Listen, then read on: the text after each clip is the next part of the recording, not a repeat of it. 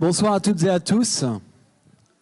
Avec Sophie, nous sommes très heureux de vous accueillir ce soir au Dôme équatorial du Zoo-Parc de Beauval pour cette soirée et très heureux de vous retrouver aussi nombreux ce soir.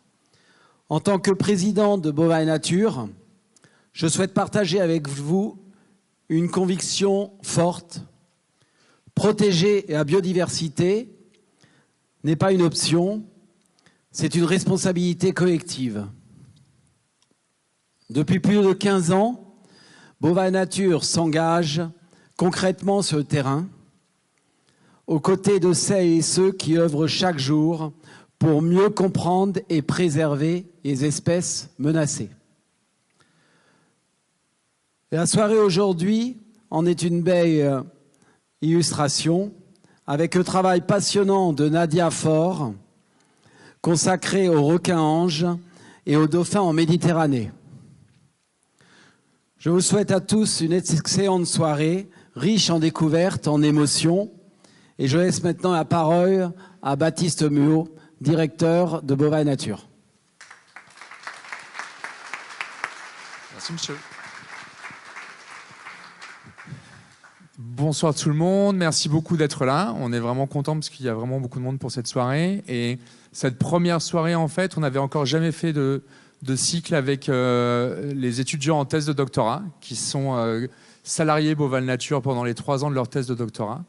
On en a commencé à en avoir eu un certain nombre maintenant et peut-être que certains d'entre vous ont vu Gilles l'autre jour sur les éléphants d'Asie, mais Gilles avait été le premier étudiant en thèse de doctorat qui était salarié de Beauval Nature.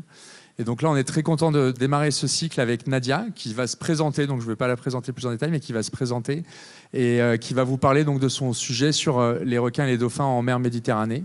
Voilà. Et vous aurez l'occasion, en fait, au cours de l'année et l'année prochaine, de voir les autres étudiants en thèse de doctorat qui viendront vous parler eux aussi, en fait, des différents sujets sur lesquels ils sont. Ça nous permet comme ça, au fil des conférences, vous avez déjà vu Gabriel, vous aviez vu Océane, vous avez vu Anaël, vous avez vu Gilles, et ça permet au fil des conférences de vous présenter aussi les personnes qui travaillent au sein de Beauval Nature sur différents sujets, que ce soit directement de la conservation ou des sujets de recherche qui sont là pour alimenter justement les programmes de conservation. Et je laisse la place à Nadia.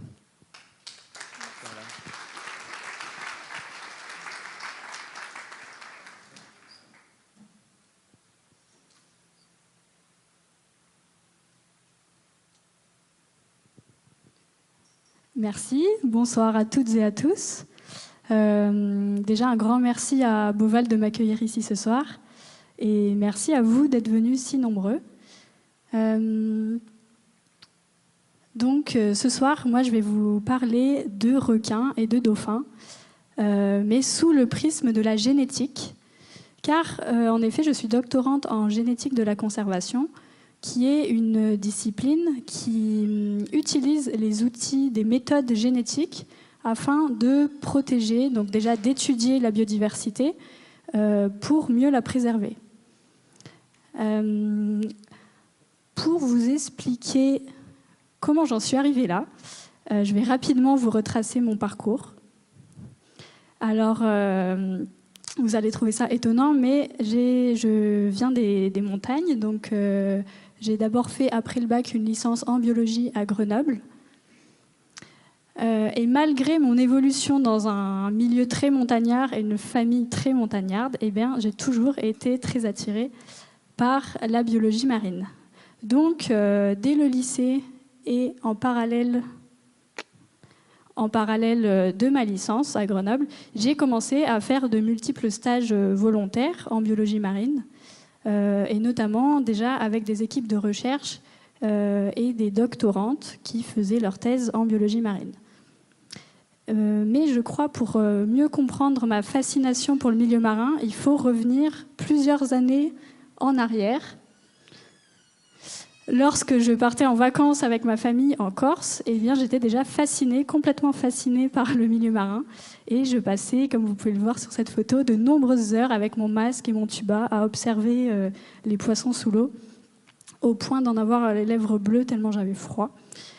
Bref, après ma licence à Grenoble, donc je me suis enfin dirigée vers le milieu marin. Donc je suis allée dans le sud, à Montpellier, pour faire un master en écologie. Donc c'était quand même un master général, d'écologie générale, avec de la recherche appliquée pour conserver la biodiversité. Et c'est à travers des stages de master que j'ai commencé à étudier le requin-ange, dont je vais vous parler ce soir. Et ce stage de master, en fait, a découlé sur ma thèse actuelle, donc que je réalise grâce à Beauval Nature. Mais c'est une thèse qui est basée à Montpellier, donc dans un centre de recherche qui s'appelle le Centre d'écologie fonctionnelle et évolutive, avec comme directrice de thèse Stéphanie Manel. Et donc, dans cette thèse, je continue toujours à étudier ce fameux requin-ange, mais j'ai aussi un nouveau projet qui porte sur le grand dauphin. Donc, c'est de ces deux espèces-là que je vais vous parler ce soir.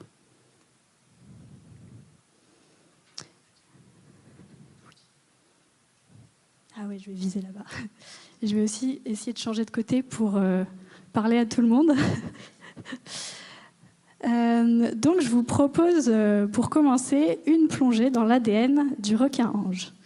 Donc ce projet, je ne vais pas tous les citer, mais ce projet, il faut savoir qu'il a impliqué de nombreux partenaires. Alors, le requin-ange, je ne sais pas si vous en avez déjà entendu parler, il s'agit bien d'un requin et non d'une raie, malgré son apparence plate.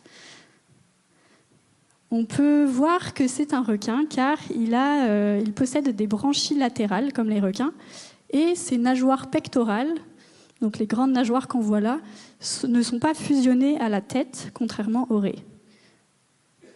Mais tel une raie, il s'enfouit sous le sable. Donc il a quand même un comportement assez étrange pour un requin car il peut passer de longues heures comme ça, enfoui sous le sable, à attendre ses proies.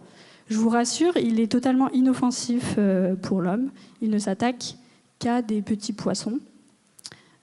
Et d'ailleurs, c'est plutôt nous qui sommes une menace pour lui plutôt que l'inverse. Donc le requin-ange, on peut le trouver sur des côtes à environ 40 mètres de profondeur.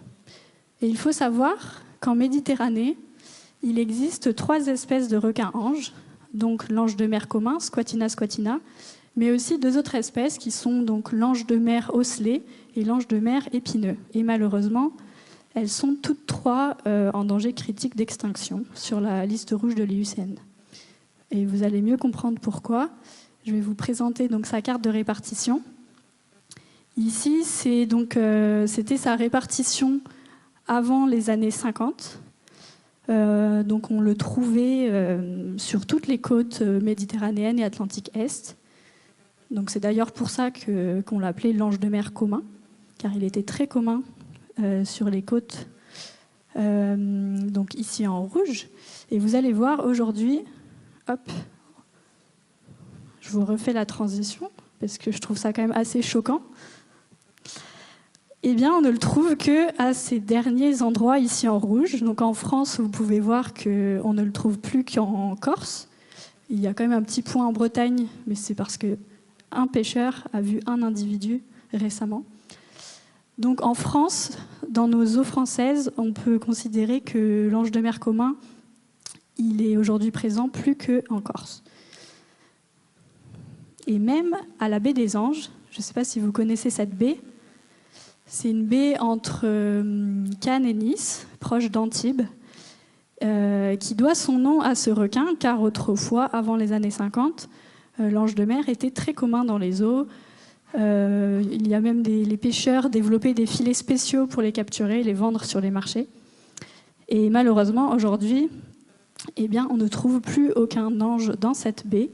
Donc, c'est pas tant étonnant, comme on peut le voir sur cette photo, au vu de l'urbanisation de la côte. Donc, le littoral a été tellement urbanisé. Et en fait, il faut savoir que le requin-ange, il dépend beaucoup des estuaires et des marécages côtiers, des petits étangs côtiers pour sa reproduction, pour protéger les petits. Mais en fait, nous, quand on urbanise comme ça toute la côte, on assèche ces étangs on perd des habitats favorables aux requins. Mais la raison principale, c'est quand même la surpêche. Ici, vous avez des photos des années 60. Donc c'était au Pays de Galles, au Royaume-Uni, lorsque le requin était autrefois abondant dans les eaux des Pays de Galles. Et donc, en fait, il a été victime ces 50 dernières années, 100 dernières années, de surpêche, à la fois par les petites pêcheries côtières où les pêcheurs, donc, comme je vous disais, ils développaient des filets spéciaux pour les vendre sur les marchés, non seulement pour la consommation, mais aussi pour, quand on lit des écrits anciens, il était dit qu'on utilisait sa peau pour faire du papier ponce. Donc voilà, on l'exploitait, on le surexploitait. Et il y a aussi les chalutiers qui, donc, avec leur chalut de fond, ils balayent le fond des océans. Et comme vous l'avez vu au début, en fait, ce requin, il vit vraiment sur le fond, donc il se fait systématiquement prendre dans les filets. Donc en fait, ce requin, on ne sait pas grand-chose de lui, car il a disparu beaucoup trop rapidement en si peu de temps. Donc très peu de choses, on n'a pas eu le temps de l'étudier en fait. Donc on ne sait pas si les populations restantes sont isolées ou bien est-ce qu'elles sont connectées. Et ça, on peut y répondre par la génétique. Donc j'espère que je ne vais pas vous perdre à partir de maintenant car je vais vous parler pas mal de génétique. Donc nous, en 2022, on a lancé un projet en étudiant 2 populations en particulier. Donc on n'a pas eu la chance de toutes les étudier. Mais donc en Corse, on a pu... Donc en Corse, nous on se rendait en Corse auprès des pêcheurs. Et aux îles Canaries, on a collaboré avec des collègues sur place. Et donc à chaque fois, on récupérait un petit bout de peau de chaque individu. Aux îles Canaries, il faut savoir que la population de requins-anges, elle est encore assez robuste. C'est une des dernières populations avec beaucoup d'individus. Apparemment, il est assez facile d'en voir en plongée.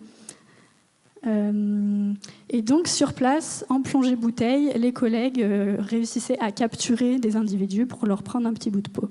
Donc, on a pu avoir comme ça 38 échantillons. Et en Corse, c'est tout à fait différent. Il est très rare, quasiment impossible d'en observer en plongée. Par contre, les pêcheurs locaux en prennent vraiment énormément dans leurs filets chaque année. D'ailleurs, ils ne savent pas pourquoi, ils ne comprennent pas pourquoi ce requin est en danger d'extinction. Car eux, ils en voient, ils en prennent. Heureusement, il y a une loi européenne qui les oblige à les remettre à l'eau. Aujourd'hui, il n'est plus possible de vendre ce requin sur les étals des marchés. Mais voilà, ils en prennent plein. Donc nous, on a bénéficié de ces captures accidentelles. Et donc, on prenait, à chaque fois que les pêcheurs prenaient un individu, avant de le démêler et de le remettre à l'eau, on prenait un petit fragment de peau pour nos analyses. À partir de ce petit fragment de peau, nous, ce qu'on fait en laboratoire, c'est qu'on veut extraire l'ADN. Donc, on extrait l'ADN de chaque cellule de ce fragment. Et ensuite, on cherche à le séquencer pour analyser sur l'ordinateur. Donc, pour rappel, l'ADN, il se compose de nucléotides, de 4 lettres qu'on appelle les nucléotides. On a le A, le T, le C et le G. Et tous les êtres vivants, l'ADN de tous les êtres vivants se compose de ces 4 lettres. Seulement, c'est l'agencement de ces lettres, tel un livre qui raconte une histoire, qui va faire que votre ADN il va être unique. Ici, dans cette salle, notre ADN est composé de ces lettres, mais de façon à ce que chaque individu ici est unique. Donc c'est pareil pour les anges de mer.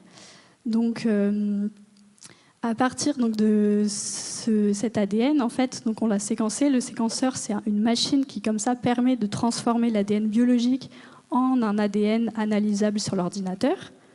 Et donc, on obtient, comme ça, des séquences que j'ai pu analyser. Et ce qui nous intéresse plus particulièrement ici, pour les analyses, en fait, c'est de voir les différences génétiques entre individus.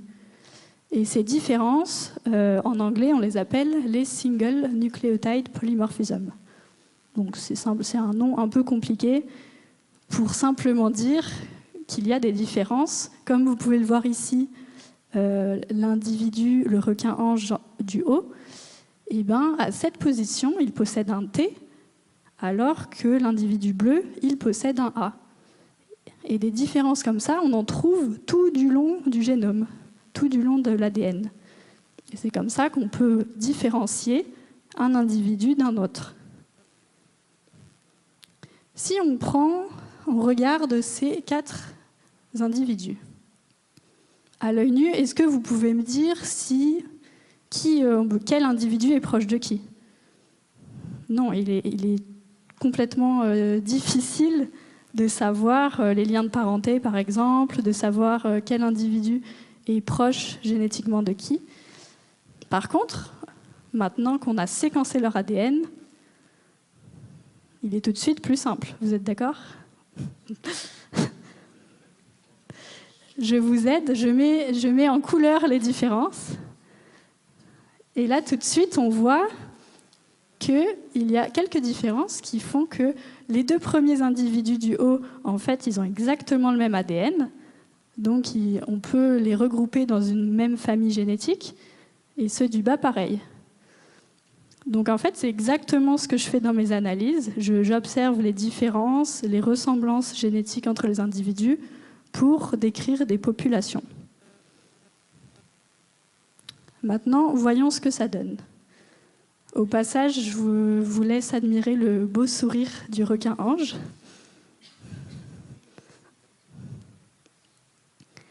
Alors, déjà, si on regarde nos 2 populations qu'on a étudiées, donc les îles Canaries et la Corse, eh bien, les analyses génétiques montrent que ce sont 2 populations complètement différentes génétiquement. Et cela n'est pas étonnant au vu de leur éloignement géographique et surtout de la disparition de toutes les populations intermédiaires. Il n'y a plus de population qui permet de les connecter. Donc elles n'ont aucun moyen de se reproduire entre elles. Maintenant, si on zoome sur les îles Canaries, eh bien, en haut à droite, vous avez un graphe qui correspond aux résultats des analyses génétiques. Un point sur le graphe correspond à un individu.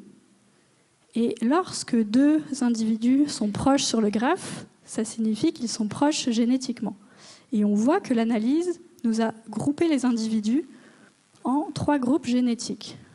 On a un groupe génétique en bleu qui correspond aux individus de Tenerife, un autre en violet pour l'île Grande Canaria et un autre des individus dans la famille génétique orange, donc pour ce groupement d'îles à l'est.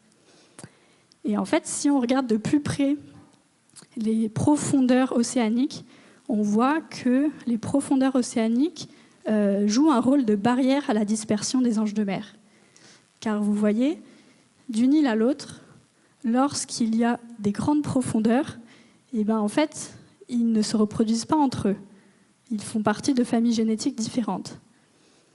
Alors qu'ici, entre les îles Lanzarote et Fuerteventura, par exemple, eh ben, on a seulement des profondeurs de 200 mètres environ qui permettent aux anges de mer d'aller se reproduire avec les anges de l'île adjacente. Pour que vous compreniez mieux, on peut prendre une vue en coupe, donc des îles qu'on avait ici, Grande Canaria avec les anges de mer violets et Fuerteventura avec des anges de mer orange. Et comme on a des grandes profondeurs océaniques qui les séparent, en fait, ils ne peuvent pas se reproduire entre eux. Pourtant, c'est des requins, mais comme c'est un requin un peu spécial, un requin qui vit sur le fond, apparemment, des fosses océaniques empêchent ce requin de se disperser. Et voilà, ce qui donne en fait que chaque requin se reproduit seulement avec les requins de son île et ça forme 2 populations génétiquement différentes. Et j'ai fait exactement la même chose en Corse. Ici, donc, avec les individus à Bastia et des individus de Solenzara. Et on voit sur le graphe, donc c'est exactement le même type d'analyse que pour les îles Canaries, sauf que ici, contrairement à ce qu'on vient de voir pour les îles Canaries, on n'a pas 2 groupes qui se séparent distinctement. Ici, tous les points, tous les individus semblent appartenir à une même population. Sauf que tout de même, on a ces 2 groupes qui se dessinent, qui montrent une certaine sédentarité du requin-ange. Et cette sédentarité, on la voit mieux quand on fait une autre analyse. Donc en fait, grâce à la génétique, on peut retrouver les liens de parenté entre les individus. Donc, lorsque 2 individus ont le même ADN, ils se ressemblent à 100%. Donc, on a une valeur de 1, car ce sont des clones.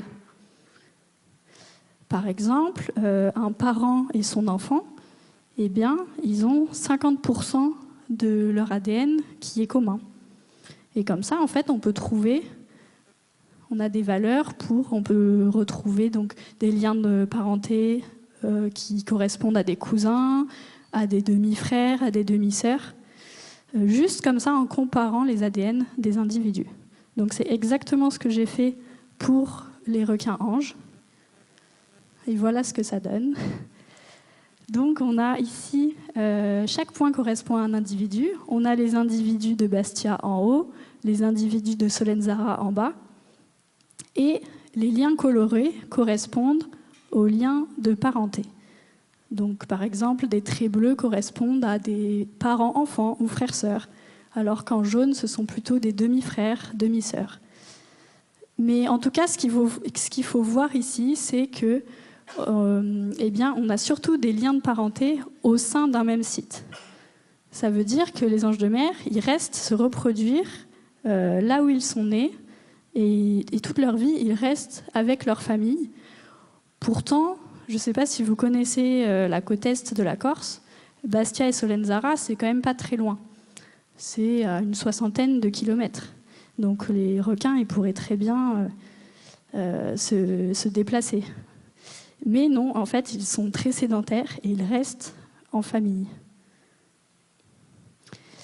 Et cette analyse nous a aussi permis de faire une belle découverte. On a découvert que les anges de mer, ils pouvaient être polyandres. Je vais vous expliquer pourquoi. Donc, parmi nos individus qu'on a étudiés, un jour, on a eu une femelle qui a été remontée par un pêcheur et en fait, sur le pont du bateau, eh bien, elle a accouché de 3 petits. Et nous, on a pu collecter un échantillon de peau de tous ces individus, donc de la maman et de ses petits. Et en fait, donc, en faisant ces calculs de lien de parenté, déjà, ça m'a permis de voir que mes calculs étaient corrects, car vous voyez ici, on retrouve bien une valeur de 0,5 entre la maman et ses petits. Mais lorsqu'on fait le calcul entre les petits, eh bien, on trouve que l'enfant de droite, en fait, il est demi-frère ou demi-sœur avec les autres. Pourtant, ils ont grandi dans le même ventre de la mère. Et en fait, ça montre que eh bien, la femelle, la mère, elle a été fécondée par 2 pères différents. Apparemment, c'est aussi commun chez les chats et chez de nombreuses autres espèces de requins. En lisant un peu d'autres études, en fait, j'ai remarqué qu'il y avait plein d'espèces de requins qui étaient polyandres et qui parfois pouvaient se faire féconder par 9 ou 10 mâles différents, ce qui donne une portée de petits ayant des pères tous différents. Donc ça donne une portée de descendants avec une très grande diversité génétique. Mais pour le requin-ange, on n'en savait rien. Donc c'est la première fois qu'on décrit ça pour cette espèce. Et un dernier résultat que la génétique nous a permis de révéler, c'est ce qu'on appelle la taille efficace de la population.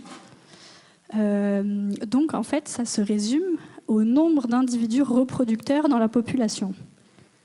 Car il est très important, c'est un élément important à savoir dans une population, car ça indique si la population est viable ou non.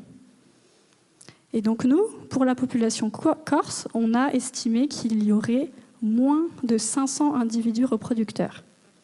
Ce qui est très peu, sachant que chaque année, c'est des centaines d'individus qui se font prendre dans les filets. Par exemple, au printemps dernier, les collègues plongeurs qui sont allés plonger en Corse, ils m'ont dit qu'ils avaient vu 100 anges de mer pris dans un filet de 300 mètres. Et en fait, ça, c'est chaque printemps. Et notamment au début du printemps, lorsqu'il se passe un phénomène assez spectaculaire en Corse, sur les fonds sableux de la côte Est, chaque début de printemps, il y a la formation de ces étendues de nids de picarelles. Donc les picarelles, ce sont ces petits poissons qu'on peut voir ici à gauche. Vous avez ici un mâle très coloré. Et en fait, chaque début de printemps, au moment de la reproduction des picarelles, chaque mâle, avec la force de ses nageoires, crée un nid. Donc vous avez comme ça plein de nids qui couvrent des hectares et des hectares entiers des fonds sableux. Les femelles, elles nagent au-dessus. Et dès qu'elles ont choisi un nid ou un mâle qui leur plaît, eh bien, elles viennent pondre leurs œufs. Ensuite, le mâle féconde les œufs et protège les œufs jusqu'à éclosion. Ensuite, après éclosion des œufs, tout le monde s'en va, les mâles, les femelles, et ces étendues de nids se font balayer par les courants et tout redevient à la normale. Donc en fait, c'est un écosystème assez éphémère qui dure seulement quelques semaines, un mois maximum. Mais vous imaginez bien que pendant cette formation des nids, eh bien, il y a énormément de picarelles et des œufs en tant que proie pour d'autres prédateurs. Donc ça attire des requins-anges, ça attire de nombreuses raies, ça attire aussi des saint-pierres qui se nourrissent des œufs et des picarelles. Et comme ça attire les saint-pierres, ça attire aussi les pêcheurs corses, qui, eux, pêchent le saint-pierre. Et donc, ils posent leur filet, comme on pouvait voir ici. Ils posent leur filet directement sur ces sites pour capturer du saint-pierre, mais en fait, au passage, ils prennent aussi toutes les autres espèces qui sont venues se nourrir sur place, donc entre autres des requins-anges, mais aussi de nombreuses autres espèces de raies et requins en danger critique d'extinction. Au final, la génétique, elle nous a permis d'apprendre beaucoup de choses sur le requin-ange. On a non seulement appris des choses sur sa biologie, sur son mode de reproduction, mais aussi sur l'état des populations, qui malheureusement se portent plutôt mal. Mais pour avoir toutes ces informations, il nous a fallu prélever des fragments de peau sur chaque individu. Donc déjà, c'est un travail laborieux, mais surtout intrusif pour les individus. Donc, il faudrait imaginer une autre méthode moins intrusive pour étudier la génétique des espèces sans avoir à leur prélever un bout de peau qui est très intrusif, car notre but, c'est quand même de protéger les espèces au final. Je ne sais pas, est-ce que quelqu'un aurait une idée d'une méthode innovante et une nouvelle méthode qui nous permettrait d'étudier la génétique sans avoir à prélever un bout de peau sur les individus?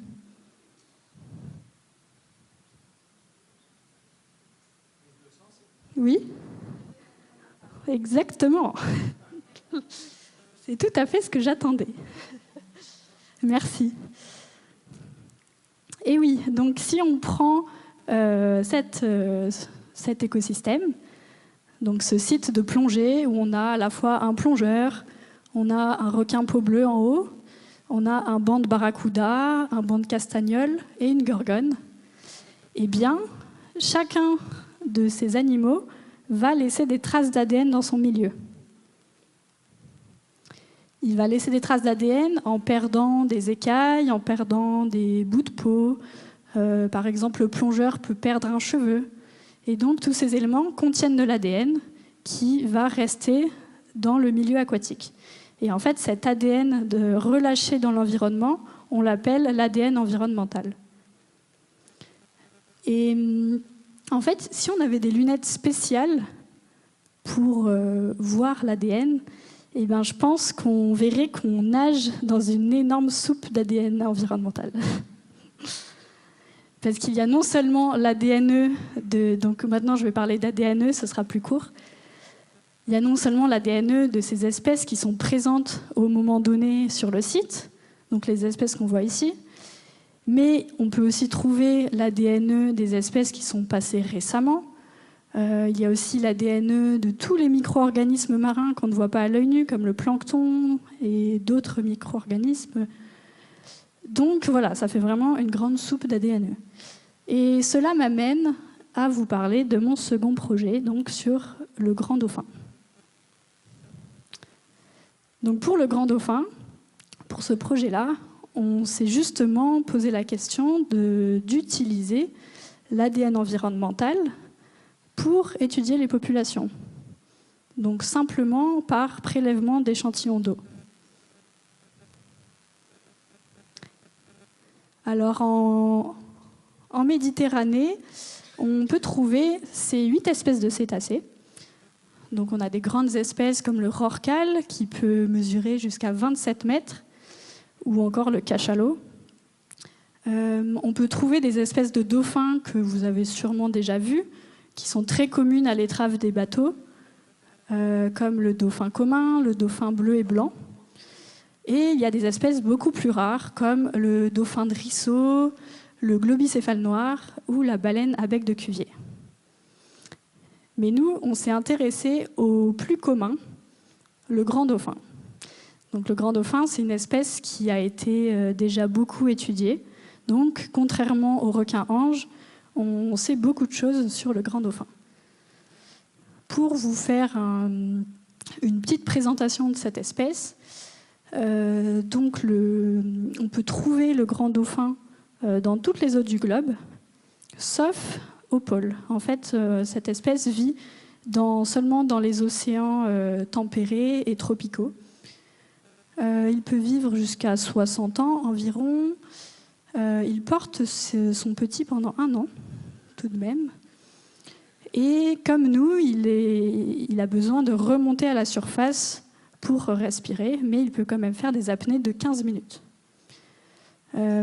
C'est une espèce au système social très complexe, et on dit qu'il a une structure sociale de fission-fusion, c'est-à-dire qu'il vit principalement en groupe de 3 à 15 individus, mais de temps à autre, ces petits groupes se regroupent en un grand banc de dauphins de centaines d'individus et se redivisent en d'autres petits groupes familiaux. Et nous, ce qui nous intéresse surtout pour notre étude, c'est que sa peau se renouvelle toutes les 2 heures. C'est-à-dire qu'il relâche beaucoup d'ADN environnemental dans le milieu. Donc, pour collecter cet ADN environnemental, on s'est rendu en mer.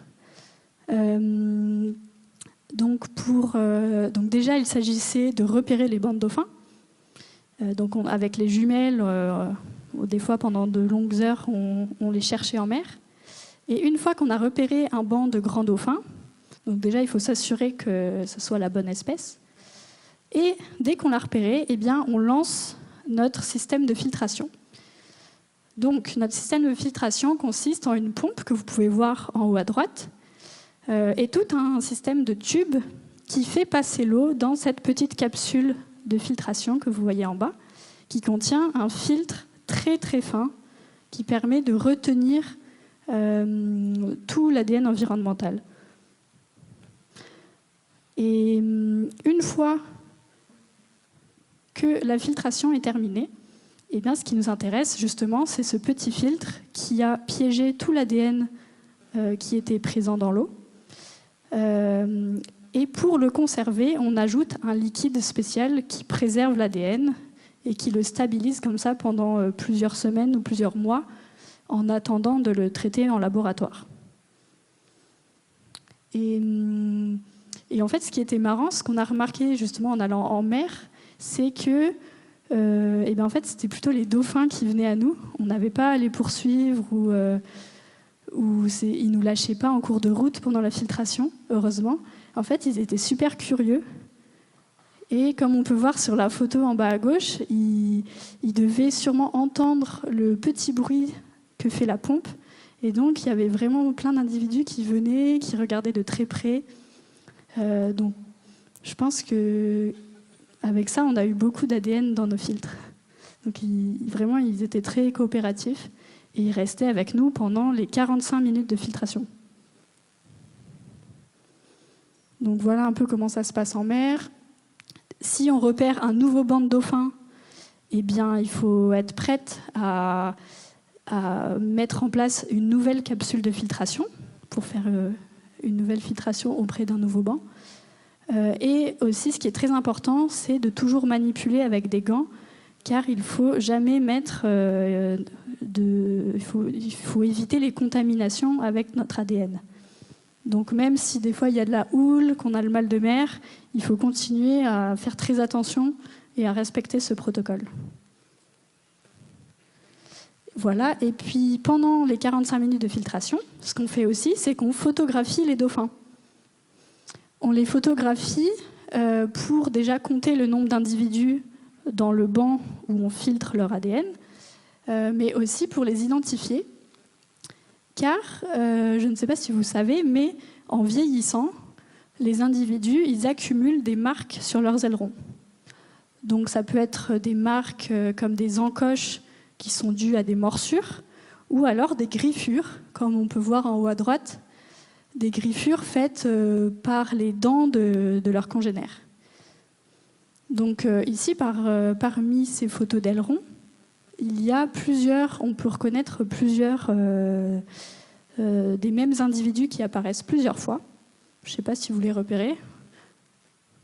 Déjà, on a ces 3 photos prises à des moments différents où en fait on remarque que c'est le même individu grâce à ces morsures très caractéristiques. Ici aussi, il s'agit du même individu et encore ici. Donc voilà, on avait ce protocole à la fois de filtration et de photos des individus. Et ce protocole, on l'a déployé à plusieurs endroits en mer, à la fois en Méditerranée, auprès du parc marin du Cap Corse et de la Grillette, car on a collaboré avec les agents de ce parc. Et on s'est aussi rendu en Bretagne grâce au parc naturel marin de Mer d'Iroise. Et d'ailleurs, en Bretagne, on est allé plus précisément sur 2 sites différents. On est allé à l'archipel de Molène et à l'île de Saint,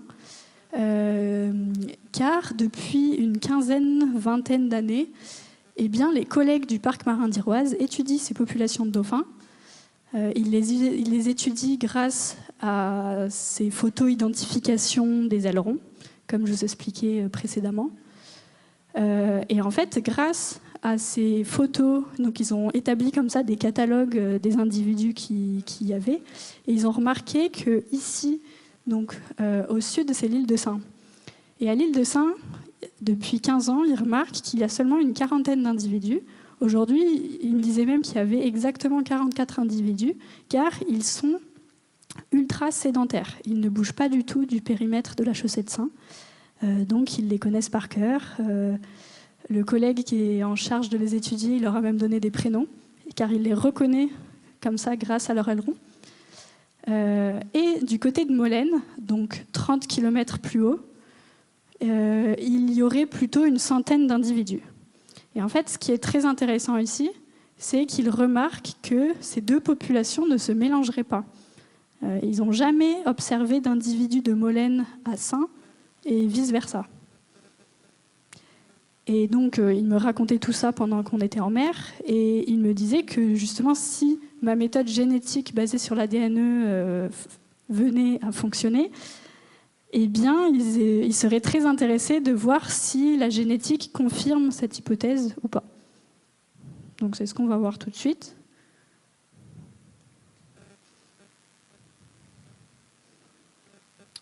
Donc, d'abord, pour obtenir les résultats, il faut passer par une étape en laboratoire. Donc ça, c'est l'étape qui a pris le plus de temps sur ma thèse, car la mer, ça comprenait seulement quelques jours, alors que le laboratoire, c'est des méthodes très compliquées, donc on y a passé des mois et des mois entiers avec mes collègues. Donc ici, vous reconnaissez nos petites capsules de filtration qui ont permis de collecter l'ADN environnemental. Donc là-dedans, on a tout l'ADN, comme je vous disais, toute cette soupe d'ADN marin, y compris l'ADN qui nous intéresse du grand dauphin. Sauf que c'est un peu comme chercher une aiguille dans une botte de foin. Il faut utiliser des méthodes génétiques qui nous permettent justement d'isoler cette aiguille, qui est l'ADN du grand dauphin, et éliminer tout le reste qui ne nous intéresse pas. Donc je vais essayer de vous expliquer le plus simplement possible cette méthode qu'on fait en laboratoire.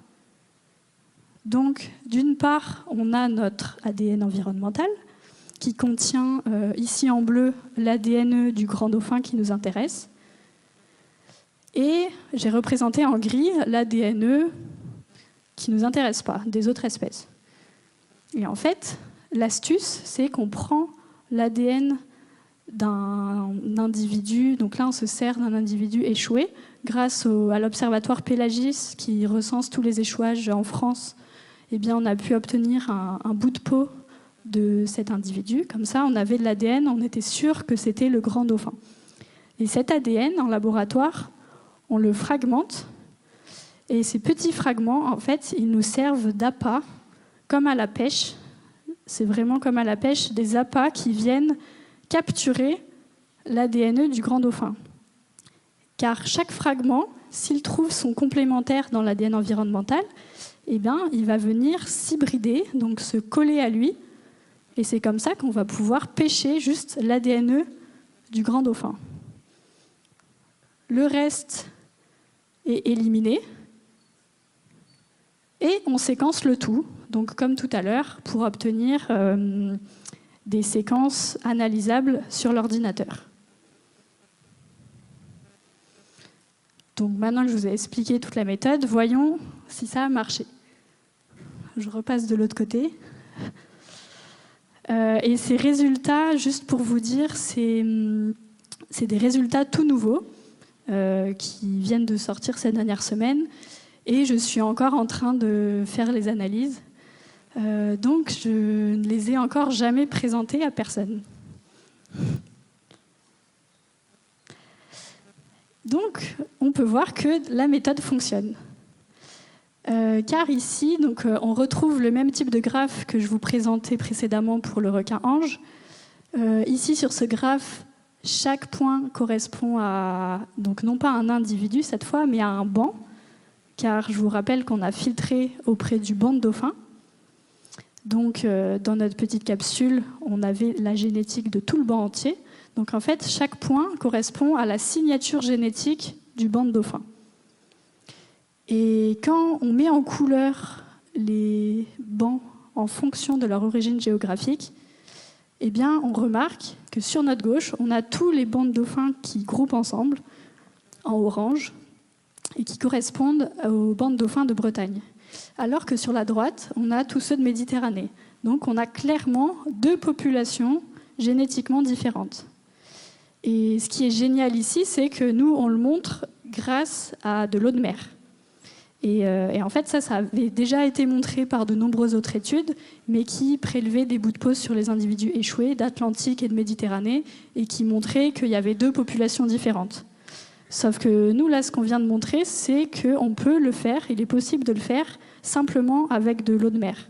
Donc en fait, ça ouvre plein d'opportunités pour la suite, et même pour étudier, on l'a fait sur le grand dauphin, mais on pourrait l'appliquer sur d'autres espèces, que ça permet, en fait, cette méthode permet d'étudier les espèces sans les impacter, en se basant seulement sur des échantillons d'eau. Et oui, si on zoome sur la Bretagne, vous vous rappelez, je vous disais qu'on a ces deux populations où c'est un peu mystérieux, on ne sait pas si elles se mélangent ou pas. Eh bien, en fait, la génétique confirme que c'est bien deux populations différentes, car on voit sur le graphe que les individus de Molène groupent ensemble et ceux de Saint groupent ensemble sur le bas. Donc, ça veut dire qu'ils ne se reproduiraient pas forcément entre eux, malgré les seulement 30 km qui les séparent. Maintenant, si on prend ces deux populations, donc on regarde ces deux bancs de dauphins plutôt, excusez-moi, et bien comme ça, à l'œil nu, il est difficile de dire s'il s'agit du même banc, rencontré à deux endroits différents ou à deux moments différents, ou alors si c'est exactement le même banc. Maintenant, on peut le savoir. En analysant leur ADN dans l'eau, on sait maintenant qu'il s'agit de deux bancs différents. Et en fait, on pourrait même regarder de plus près leur ADN. Donc j'ai essayé de représenter ça en mettant des couleurs subtilement différentes.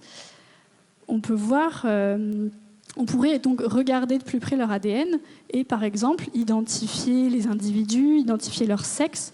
On pourrait comme ça, en fait, grâce à l'ADN dans l'eau de mer, avoir de multiples informations sur les individus. Et maintenant, vous vous demandez sûrement pourquoi on fait ça, pourquoi on s'intéresse à étudier la diversité génétique, à quoi ça sert de différencier les populations. Eh bien, en fait, c'est que la diversité génétique, elle est à la base de toute la biodiversité. Si on s'émerveille tous les jours devant des espèces qui sont différentes, des individus plus ou moins colorés et des écosystèmes très différents, en fait, c'est parce qu'à la base de tout ça, eh bien, il y a la diversité génétique. Donc il est important de l'étudier pour mieux comprendre les différences entre les individus, les populations. Et en fait, cette diversité génétique aussi, si je reprends l'exemple des dauphins, cette diversité génétique, elle reflète aussi la présence de populations uniques au monde. Donc ici, je vous ai mis un premier exemple d'une population, donc c'est une famille de dauphins au Brésil, qui, depuis 150 ans, elle a appris à pêcher avec les pêcheurs locaux. Donc en fait, ces dauphins-là, ils regroupent les bancs de dauphins proches des pêcheurs, et en fait, ils donnent un signal, donc un claquement de queue à la surface, qui permet de dire aux pêcheurs de lancer le filet. Comme ça, les pêcheurs capturent les bancs de dauphins, les bancs de poissons. Et les dauphins, eux, ils trouvent leur compte en mangeant les poissons qui s'échappent du filet. Et en fait, comme ça fait 150 ans qu'il y a cette collaboration entre pêcheurs et dauphins, eh bien, ça veut dire que les pêcheurs, de leur côté, eh bien, ce savoir-faire c'est transmis de génération en génération de pêcheurs, et pareil du côté des dauphins. Ce savoir-faire, il s'est transmis de mère à enfant, et c'est pour ça qu'il est resté seulement au sein de cette famille de grands dauphins brésiliens. Il y a d'autres exemples de populations uniques. Ici, en Floride, la même espèce de grand dauphin, mais une famille différente, a appris donc à développer ce comportement de chasse très particulier. Donc les individus pêchent en eau peu profonde et dans des fonds très vaseux. Et en fait, avec leurs nageoires, ils raclent le fond pour encercler les bancs de poissons, ce qui crée un mur de vase.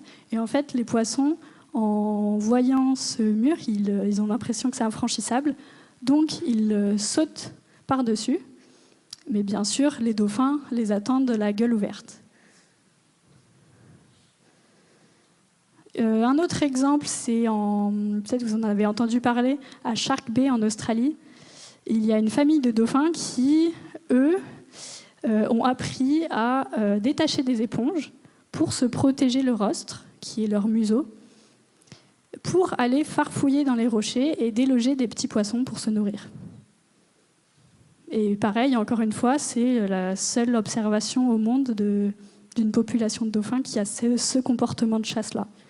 Et un dernier exemple, c'est en Caroline du Sud, aux États-Unis. Et bien là, cette population-là a appris à poursuivre les bancs de poissons pour les faire échouer, et ils s'échouent avec eux pour les dévorer. Et en fait, ces comportements, comme je vous disais, ils se transmettent seulement de mère à enfant, donc ils restent tout le temps dans une même famille de dauphins. Voilà, je crois que j'en ai fini pour aujourd'hui. Eh bien, merci beaucoup de m'avoir écouté. Et puis voilà, j'espère que vous aurez l'occasion de croiser un requin-ange un jour, car moi, j'en ai jamais vu. Depuis 4 ans que je l'étudie, je n'ai vu que son ADN. Donc si vous voulez en voir aux îles Canaries, je crois que c'est le plus favorable.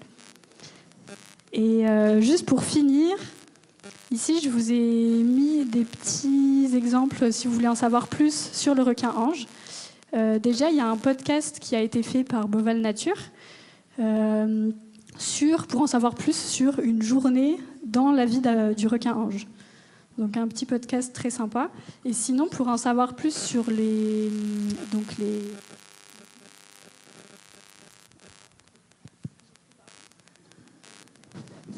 Ah oui, ça reprend.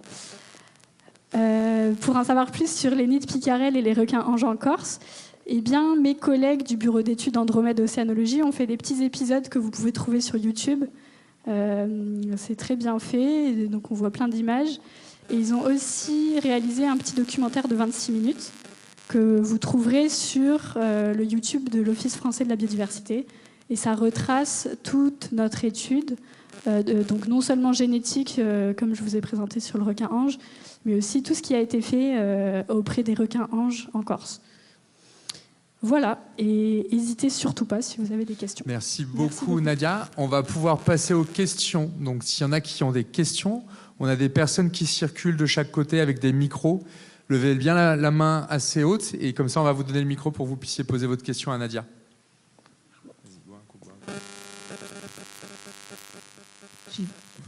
Bonsoir. Alors vous nous avez... Je suis là. Vous nous avez dit que les requins-anges et même les dauphins étaient quand même assez sédentaires, ils ne bougeaient pas trop, que même il pouvait y avoir des femelles polyandres. Je me posais la question, est-ce qu'il existe de la consanguinité chez ces animaux qui pourraient développer des attitudes complètement, je ne vais pas dire dévoyées ou agressives ou autres ? Eh bien, en effet, la consanguinité, c'est pas très bon pour une population, pas très bon pour sa survie à long terme. Et concernant le requin-ange, en effet, en étudiant la diversité génétique, c'est vrai que j'ai pas assez insisté là-dessus, mais en fait, on s'est rendu compte que la population corse, en tout cas, eh bien, elle était très consanguine. C'est pour ça que c'est inquiétant à long terme. En fait, nous, en voyant, grâce à la diversité génétique, on arrive à voir qu'il y a de la consanguinité. Et donc, peut-être que dans 10 ou 15 ans, eh bien, elle va disparaître. Et concernant le grand dauphin, eh bien, il y a aussi des problèmes en fait, chez tous les êtres vivants. Il y a ce problème de consanguinité. Et si on regarde les populations de dauphins en Bretagne, eh bien, en fait, on peut se dire qu'il y a sûrement énormément de consanguinité dans ces deux petites populations. Vous avez vu à Saint et à Molène, qui restent entre eux, notamment à Saint. Ils sont seulement 44 et ils ne se reproduisent même pas avec la population adjacente de Molène. Et en fait, les collègues bretons me racontaient qu'il y aurait des individus de la population pélagique, donc une grande population de dauphins du large, qui de temps en temps viendraient se reproduire avec ces populations côtières. Donc ça casserait la consanguinité dans ces populations. Et grâce à des mâles de la population du large qui viendraient de temps en temps comme ça se reproduire avec les femelles et donc apporter de la génétique fraîche. Voilà. Merci. Alors d'abord, moi, je voulais vous remercier pour votre intervention. Je voulais savoir, on dit que les requins n'ont pas de muscles respiratoires, que s'ils s'arrêtent de nager, ils peuvent mourir. Et là, vous dites, vous, que c'est un requin, mais qui peut rester dans le sable pendant un certain temps, apparemment. Ah oui, bonne question. En effet, on entend souvent que les requins, ils sont obligés de nager pour pouvoir respirer et que s'ils s'arrêtent, ils meurent. En fait, ça, c'est vrai seulement pour certaines espèces de requins. Mais pour la plupart, ce n'est pas vrai. Ils peuvent, grâce à leurs branchies, des branchies spéciales, respirer même à l'arrêt. Et heureusement pour le requin-ange, car en effet, il passe de nombreuses heures immobiles sous le sable à attendre ses proies. Donc ouais, c'est seulement des espèces de requins pélagiques qui donc sont obligés de nager en continu, comme le requin mako, il me semble. Bon, je n'ai pas tant d'exemples, mais en fait, c'est très peu de requins qui sont dans ce cas-là. Merci. Merci à vous.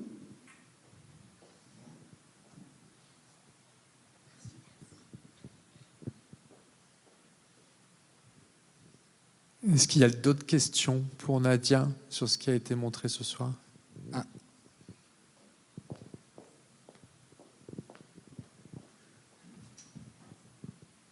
Bonsoir. Moi, j'avais une question toujours sur les requins, par rapport au fait qu'on constate que les populations sont de plus en plus isolées, forcément, de par la fragmentation et la perte de diverses populations qui pouvaient être adjacentes à l'époque. Est-ce qu'éventuellement, grâce à ces résultats, on pourrait développer peut-être des programmes de conservation qui permettraient de mélanger des populations pour éviter un dépérissement génétique et potentiellement conserver les populations restantes? Ou est-ce que c'est quelque chose qui pourrait potentiellement plutôt se travailler vraiment à une échelle locale pour chaque population? De déplacer des individus comme ça, Oui. Alors ça paraît quand même très compliqué. Mais il faut savoir que déjà, oui, pour le requin-ange, il y a toute une association qui s'appelle le Angel Shark Project, qui est en place depuis de nombreuses années, au niveau international, donc sur toute l'aire de répartition historique de l'espèce, et qui met plein de choses en place.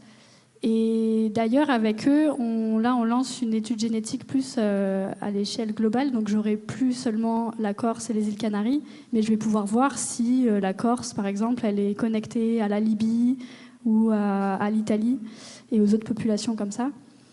Mais si elles sont fragmentées, on ne peut pas non plus faire on peut pas non plus prendre des individus d'une population et les déplacer ailleurs. Ce qu'il faudrait surtout faire, c'est restaurer les habitats. Donc plutôt que continuer à détruire ce qu'on a déjà, il faut prendre soin des habitats qu'on a. Et en fait, ça se fera tout seul. Ce sera les requins qui repeupleront les côtes. Voilà. Je ne sais pas si j'ai répondu à ta question. Si, très bien, merci. Merci à toi. Je voulais savoir, parce que bon, c'est une nouvelle merveilleuse qu'on va avoir ici des dauphins. Je voulais savoir si vos études vont aider à les nouveaux dauphins qui vont arriver dans à peu près un an, d'après ce que j'ai compris. Vos études vont porter aussi sur ces dauphins et vont permettre de les aider à être bien-être, à avoir le bien-être ici, à Beauval. Alors moi, j'étudie seulement les populations de dauphins et de requins naturels. Donc non, pas à ma connaissance. J'ai jamais étudié les populations de dauphins comme ça. Non. Je peux compléter juste la réponse par rapport à Nadia et par rapport à votre question. Là, Nadia, elle ne travaillera pas sur les dauphins qui sont ici. Elle, vraiment, son sujet d'étude, c'est les dauphins en milieu naturel et les requins en milieu naturel. Par contre, c'était justement aussi l'intérêt de vous montrer, de vous présenter Nadia et son projet de recherche aujourd'hui. C'est de montrer qu'en fait, tout ça, ça marche ensemble. C'est-à-dire que les dauphins qui sont à Beauval, ils participeront justement à des études pour mieux comprendre et mieux connaître le dauphin et pour mieux le protéger. On a aussi des personnes qui travaillent en milieu naturel pour mieux comprendre, mieux connaître le dauphin et mieux le protéger. Et tout ça, ça marche ensemble. C'est-à-dire que potentiellement des études de Nadia ou d'autres chercheurs peuvent aider sur les études qui seront faites en parc animalier. Certaines études qui seront faites au parc pourront aider sur ce qui est fait dans le milieu naturel. Et toute cette recherche-là, ensemble, elles participent à la conservation de l'espèce. Baptiste a très bien répondu.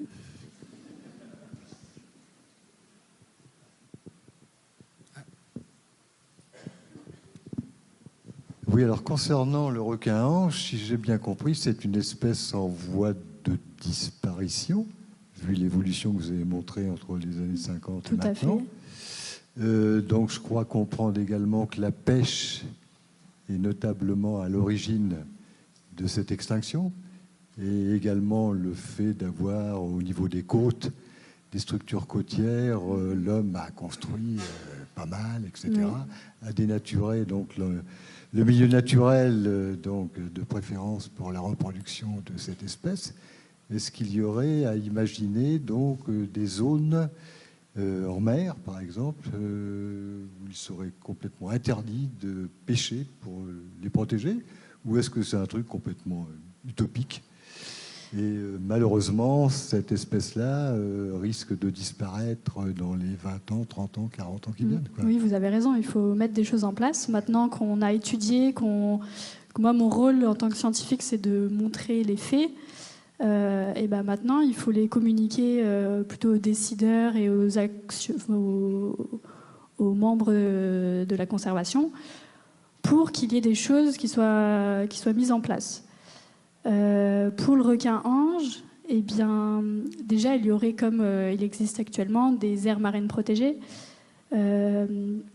Sauf qu'il n'y a pas forcément l'interdiction de pêcher dans toutes les aires marines protégées, malheureusement.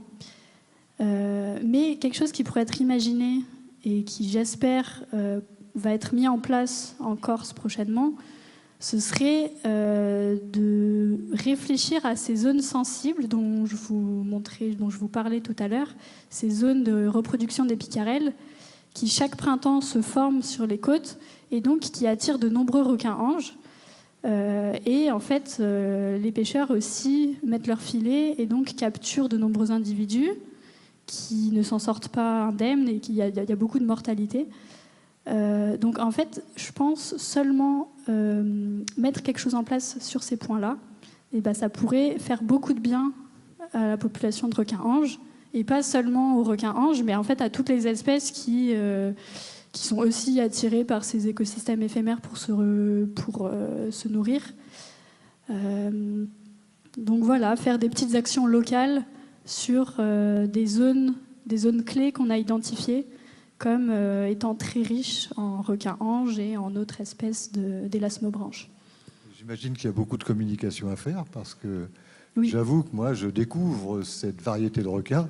Je pensais que c'était une raie au début, effectivement, quand on voyait la photo. Oui, c'est ça. C'est très important d'en parler, de communiquer voilà, sur oui, tout ça. Fait. Merci. Merci à vous. Si je peux compléter justement la réponse de Nadia, c'est aussi dire que Nadia et ses collègues qui sont en thèse de doctorat, c'est des petits soldats. Eux, ils vont faire un travail très précis, très spécifique sur un sujet donné. Ils sont plein de petits soldats comme ça qui vont apporter de l'information. Cette information, déjà, elle va être via des conférences comme celle-là ou via les papiers, les publications scientifiques va faire Nadia et ses collègues. En fait, ça va permettre d'alimenter les réflexions. Et puis aussi, je dis c'est des petits soldats, parce qu'en fait, au-dessus de ces petits soldats, tout à l'heure, Nadia l'a présenté, il y a Stéphanie. Donc Stéphanie, c'est l'encadrante à l'Université de Montpellier. Il y a aussi, par exemple, David Mouillot, qui était un co-encadrant, ou sur d'autres sujets, des choses comme ça. Et ça, on est sur des professeurs d'université, en fait, et des gens qui sont reconnus de par les publications scientifiques et de par toutes les publications de leurs petits soldats. Et donc ces gens-là, l'avantage, c'est qu'en fait, ils vont faire partie de groupes de travail. Ils vont faire partie de groupes de travail qui vont, à un moment donné, orienter. Est-ce qu'on crée une aire protégée? Est-ce qu'on fait une zone avec une régulation spécifique? Est-ce que ça marche? Est-ce que ça ne marche pas? C'est les études aussi qui sont faites, et c'est tout l'intérêt de ce que vient de faire là Nadia, parce que derrière ça peut permettre de voir, de se dire, est-ce que ça marche ou est-ce que ça ne marche pas? Combien on dénombre d'individus? Quelle est l'évolution du nombre d'individus? Et ça, c'est remonté aux étages du dessus, où là, ces gens-là, ils font partie de groupes de travail qui vont à un moment donné aussi pouvoir mettre le point sur la table en disant, attendez, en fait, vous nous dites qu'il y a une aire protégée, et au final, on voit toujours autant de bateaux, il y a de moins en moins de dauphins, il y a de moins en moins de requins, il y a de moins en moins de poissons. Et donc, en fait, ce que vous faites, ça ne sert à rien. Et ça ne marche pas. Donc, qu'est-ce qu'on fait pour que ça serve à quelque chose? Donc, c'est tout cet ensemble-là. Et c'est aussi ce qu'on va faire. C'est aussi ce que fait Beauval Nature, justement. C'est aussi ce que fait Rodolphe Delors au niveau politique ou des choses comme ça. C'est qu'en fait, on va se servir de tous ces morceaux de puzzle-là pour essayer d'orienter des choses qui vont dans le sens de la conservation des espèces. Et il y a quand même un gros travail de communication qui est fait sur le requin-ange via mes collègues du bureau d'études Andromède Océanologie, car en fait, dans le cadre de ce projet que j'avais débuté pendant mon master, j'étais co-encadrée par Julie Déterre, qui travaille dans l'équipe des plongeurs biologistes de Laurent Balesta. Et en fait, eux, ils mettent vraiment l'accent sur la communication de leurs résultats scientifiques à travers des documentaires que vous avez sûrement déjà vus, comme les expéditions Gombessa, où ils montrent à travers des documentaires tous ces résultats scientifiques et les menaces qui pèsent sur les espèces. Donc c'est vrai que c'est très important de faire tout ce travail, donc de prendre le temps, même nous en tant que scientifiques, de valoriser nos résultats à travers des articles, des conférences, des documentaires.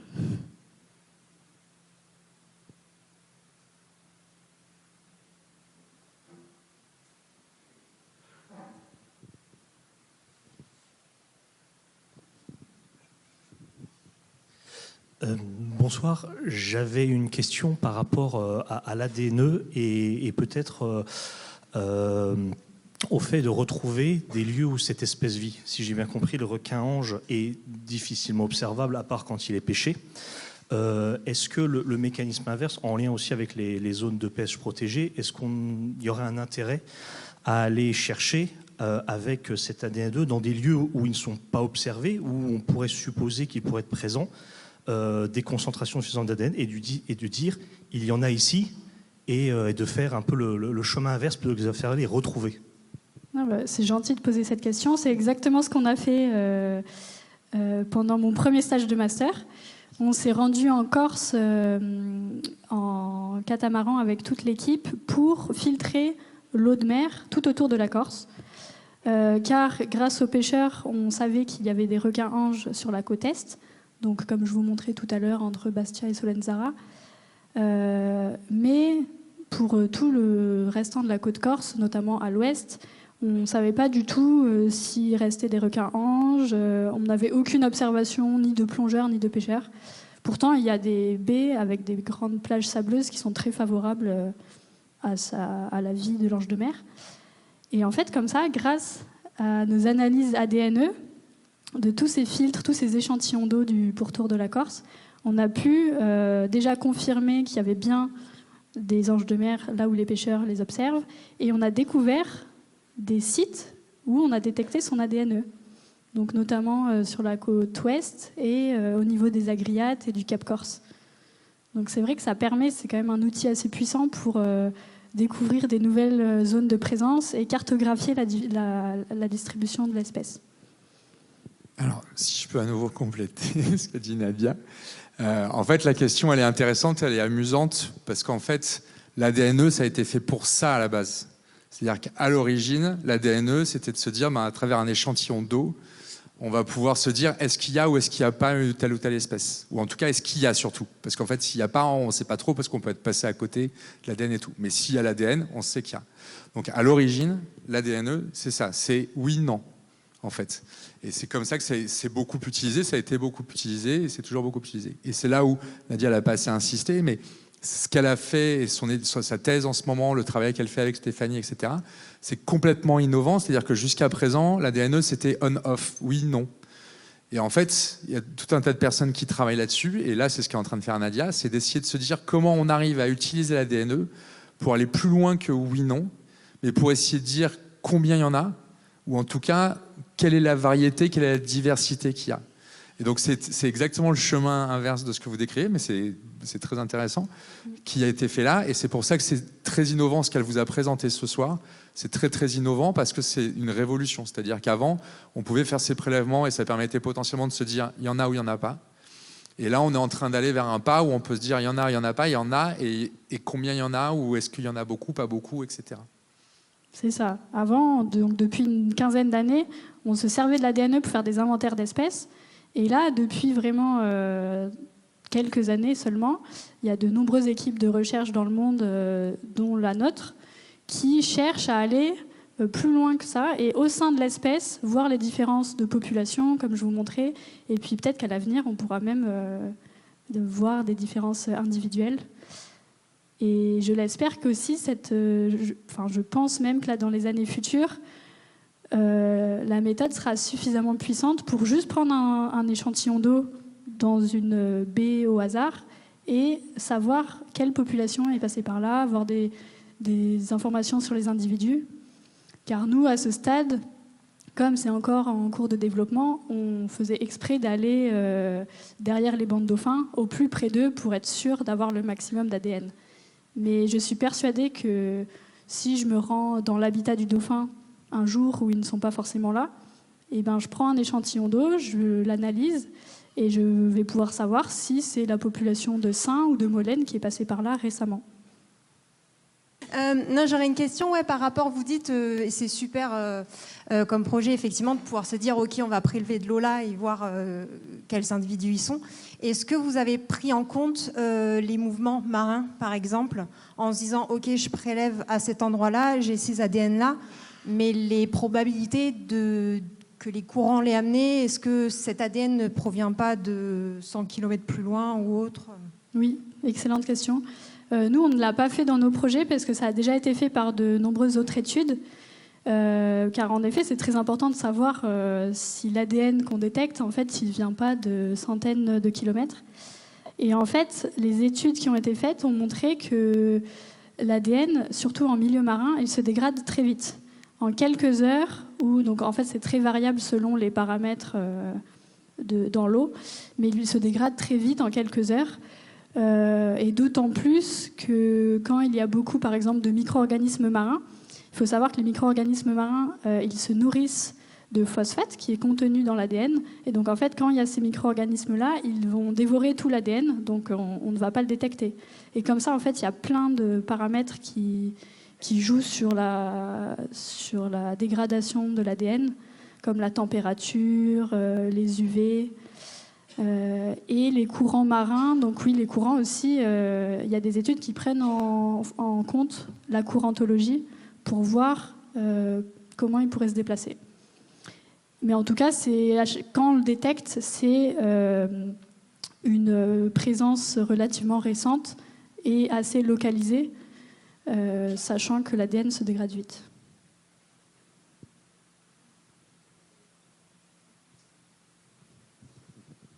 Est-ce qu'il y a d'autres questions pour Nadia ? Ah, il y a une question. Bonsoir et Bonsoir. Merci pour cette belle présentation. Merci. Alors j'avais une question, mais pour laquelle il y a déjà eu la réponse. C'était sur les requins-anges et notamment étendre les études sur les autres populations, notamment autour du Royaume-Uni ou ailleurs en Méditerranée. Et puis j'avais un petit commentaire sur les grands dauphins et notamment ceux de Bretagne. Juste pour vous dire que alors le parc marin les étudie depuis sa création en 2007. Mais bien avant cela, depuis le début des années 90, le laboratoire d'études des mammifères marins d'Ossanopolis les avait étudiés. Voilà, et on a transmis le flambeau aux collègues du parc en leur transmettant les catalogues de photo-identification. Vous venez tout droit de là-bas ? Oui. Oui.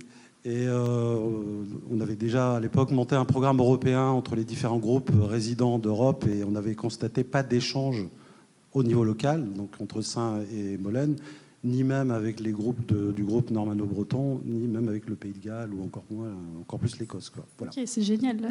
Voilà. Donc il y a un historique qui date depuis le début des années 90. Ok, génial. Merci. Donc, ça veut dire que c'est pas tant des conneries ce que j'ai trouvé avec la génétique.